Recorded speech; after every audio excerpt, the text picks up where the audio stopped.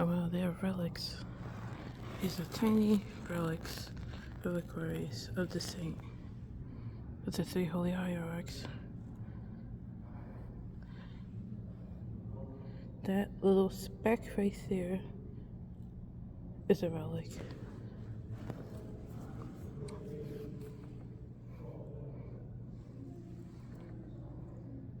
So beautiful.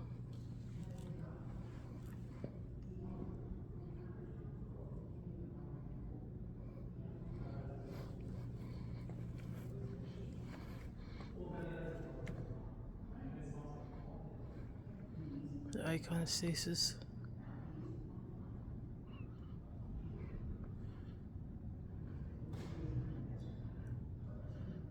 I don't think if it really comes through how huge it is. Like, you got 3 whole steps. I'm short, and it is quite tall. So I'm gonna put a cross in it.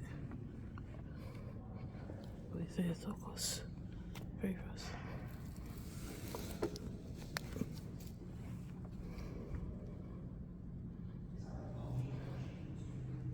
It's like I'm vigilant, stays lit the whole entire time.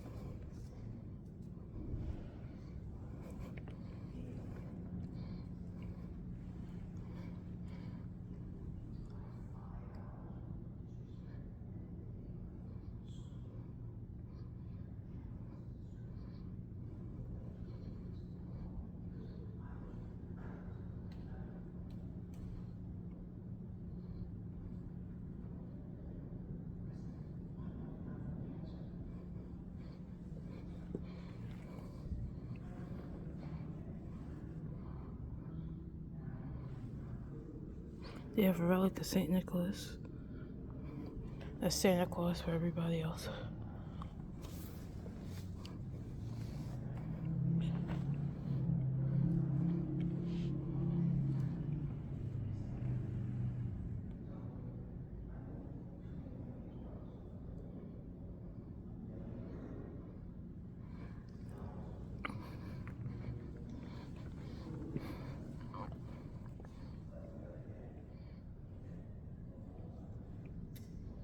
Okay, this is the icon of the finding of the cross, the elevation of the Holy Cross, the 4th century. This looks like the, what is it, the nativity of the Theotokos.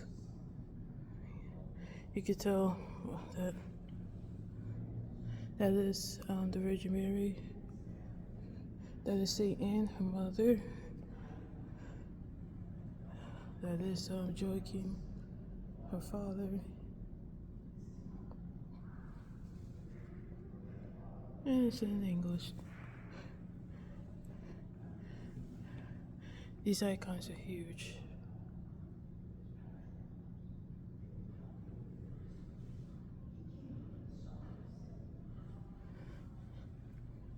Baptismal fonts. That's for infants. The Gospel book. But some water damage. I think those are the Saints of America. Looks like. I think that's St. Herman. And you got some apostles here. Back up so you can see them. St. Andrew. St. John Cosset, not an apostle. Modern Saint. St. Eugene. St. Dimitri. Look at that. The face of Christ. the Mendelian. And right over the doorway, he blesses you as you come in, blesses you as you come out. A beautiful thing to have. And it is huge. Like the camera doesn't do it justice. It's huge. More saints. St. George, he's one of my favorite saints. St. George the Trophy Bearer. St. Christopher. St. John the Ladder. St. Sabas. And who is this? One of the monastic saints. I can't put my name on it. But they got one of the willow branches that you get from Easter. Palm Sunday, the willow branches they put on his icon. Nice embroidery. You can tell it's handmade. The Transfiguration icon. The Holy Trinity way up on top. Very hard to see from the angle where I'm at. And that icon over there is the baptism of Christ. This is what the vision of Jacob, the ladder sent to heaven, the Old Testament, the three holy youths. You hear a lot about them in the hymnography. If you read the prayers of the hours, you will recount the stories of the three holy youths. They're used a lot in Christian imagery. The Holy Prophet Moses, he does what I do. Take your shoes off, the ground is holy. Prophet Elias. Cave. And then along this wall, even more icons, smaller ones. One is John the Baptist, St. Peter and Paul. I can't read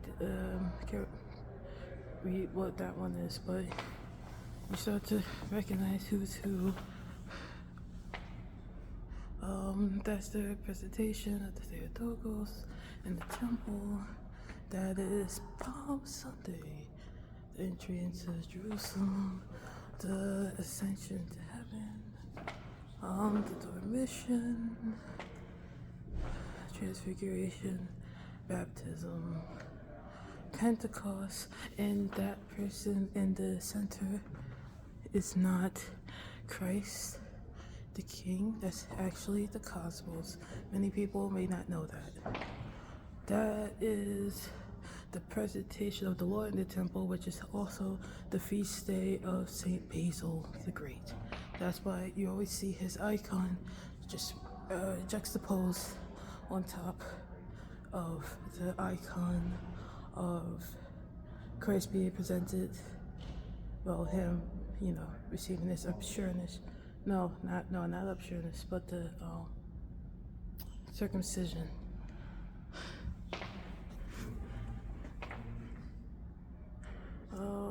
Let's see.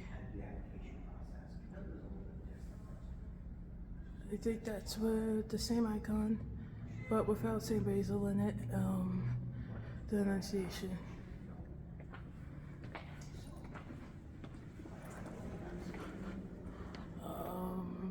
Don't know who these guys are. Don't know. I can't get. I'm not gonna guess. St. Elizabeth and St. Barbara. The New Martyrs of Russia. Ooh, Saint Sophia. Sophia means wisdom. You get Sophia, faith, hope and love. That's what she named her children. And if they have the crosses, they're martyrs. And Christ and the Samaritan woman at the well, trying to not get the glare. There you go. That's the well. The well is made to look like a baptismal font. It's very interesting, isn't it? The myrrh-bearing women. Where is Jesus? He's not here. He is risen. And we sing about the myrrh-bearing woman all throughout Pascha night. Because, I don't know where I was going to go with that. Yeah. So this is the church. It's very nice, very beautiful. Oh, the behind the icon it says, we have, in this particular church, it's not usually following like the same thing with the Theotokos. Oh, her in the praying position, the R on top, would be right in that curved space, but instead they put her up there, and then surrounding her were her mother, Saint Anne, her father, Saint Joachim, and then saints that wrote about her life, Saint Gregory, Saint James, who wrote the embassy. Well, it's considered apocrypha now, but it was very important for the first 2 or 3 centuries. Still important today. Saint John Chrysostom and Saint Basil the Great. And what you have in the middle is the final judgment. The final judgment. Now, it's not like what most people think about when you think about Revelations. You don't think about that. You usually think about like all the brimstone, the fire, and the 4 horsemen. Nah, this is what is being presented, the glory of God, everlasting kingdom that will last unto the ages of ages. That final judgment. The Ancient of Days. And then we have the Lord in his tabernacle, in his holy altar. Look how beautiful it is. I'm not always looking in the camera, so sorry if the angle's a little weird. But yep, all that beauty. And who do you see?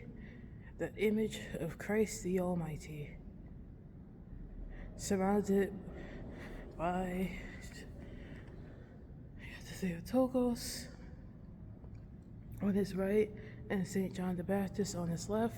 Remember in the Gospels when the sons of thunder asked, oh, can we be on your right and on your left? And he said, that is not for me to give, because it was already given to Mary, the Mother of God, and St. John, the forerunner. And then you have really cool, pretty stained glass. You can't really see it that well from this camera angle, but if you was here in person, you'll see it. Very nice, very beautiful. And I'm gonna turn it off now because I need to go home and I'm keeping my ride rating way too long. Okay, bye.